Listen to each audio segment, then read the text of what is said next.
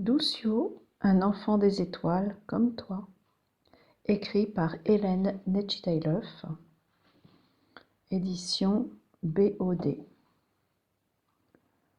À propos de l'auteur, c'est dans le cadre de mon poste d'employé de vie scolaire que j'ai eu le privilège d'être en contact avec des enfants qui m'ont confié leurs peurs et leurs malaises face à la mort, leur impossibilité de parler de leur perception de l'invisible qui trouble leur entourage, leur appréhension du futur face à la situation écologique dramatique de la planète. Ces enfants sont très anxieux, dorment mal, se posent de multiples questions sur ce qu'ils vivent retranchés dans le silence. Je les ai amenés à parler de ces sujets car je m'intéresse à tout ce qui touche à l'invisible et notamment à la vie après la mort. Lors de notre échange, les enfants étaient visiblement heureux de pouvoir exprimer leurs ressentis, rassurés d'être entendus et compris. Un jour, dit une légende amérindienne, il y eut un immense incendie de forêt. Tous les animaux, terrifiés, atterrés, observaient impuissants le désastre. Seul le petit colibri s'activait, allant chercher quelques gouttes avec son bec pour les jeter sur le feu. Après un moment, le tatou, agacé par cette agitation dérisoire, lui dit « Colibri, tu n'es pas fou ? Ce n'est pas avec ces gouttes d'eau que tu vas éteindre le feu. » Et le colibri lui répondit « Je le sais, mais je fais ma part. » C'est donc une goutte d'eau comme celle du colibri que j'offre aux enfants à travers cette petite histoire fantastique basée sur des expériences véritablement vécues. Puisse cette goutte d'eau donner espoir pour vivifier la joie dans le cœur des enfants, petits et grands.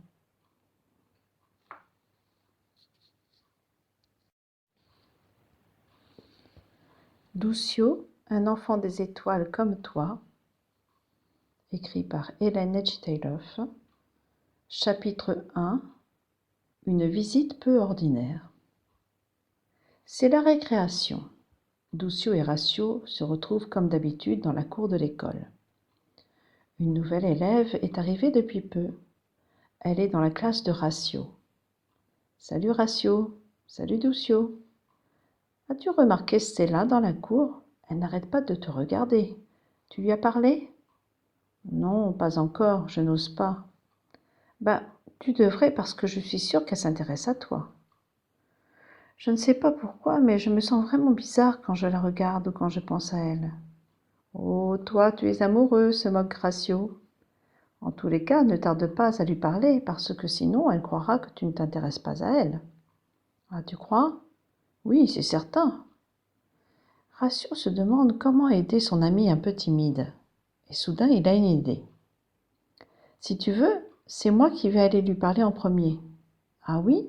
Et qu'est-ce que tu vas lui dire ? » Eh ben, Ratio réfléchit à nouveau et s'exclame. « Si, je sais. »« Alors ? Je vais l'inviter pour mon anniversaire, d'accord ? » ?»« Ok, répond Duccio, soulagé de ne pas avoir à faire le premier pas dans la cour de l'école sous les regards des autres camarades.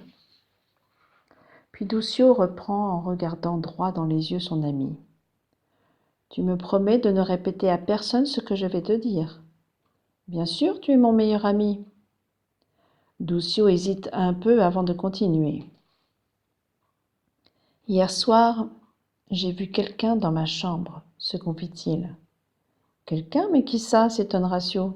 « Je ne sais pas. C'était un homme, mais je ne voyais pas bien son visage. Il est apparu dans un brouillard et a disparu d'un coup.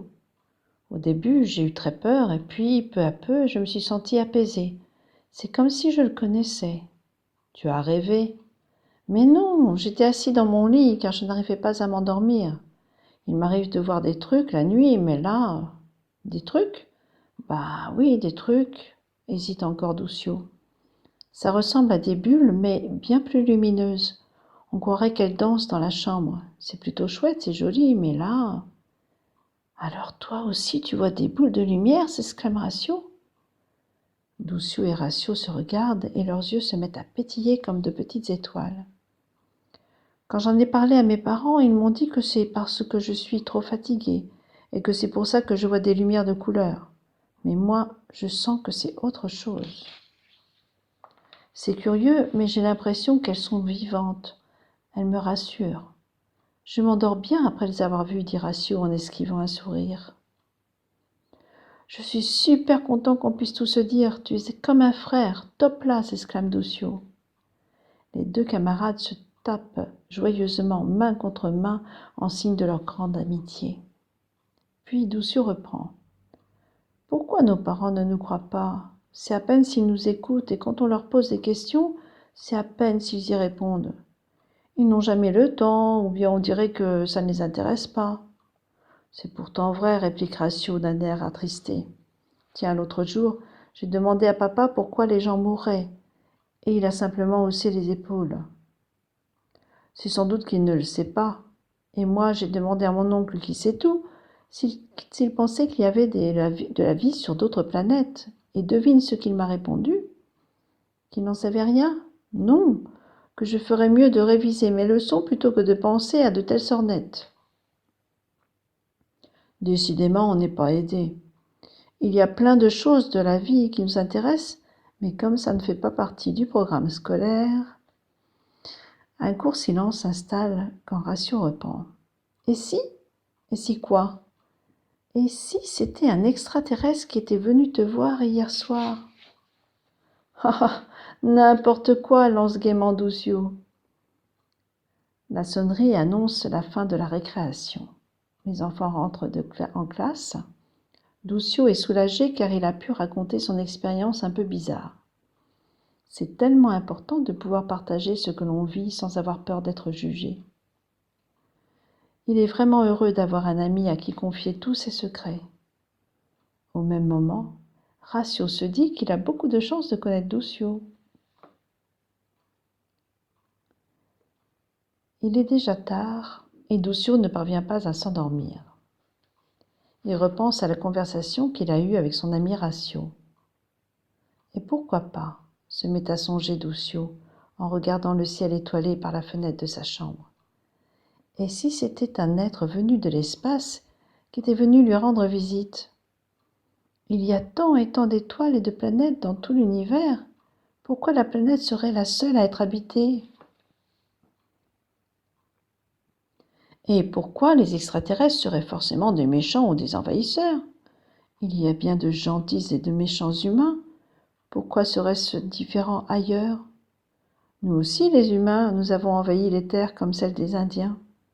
Nous aussi, nous sommes des envahisseurs. Mais il existe aussi des humains doux et gentils, comme l'était mon papy.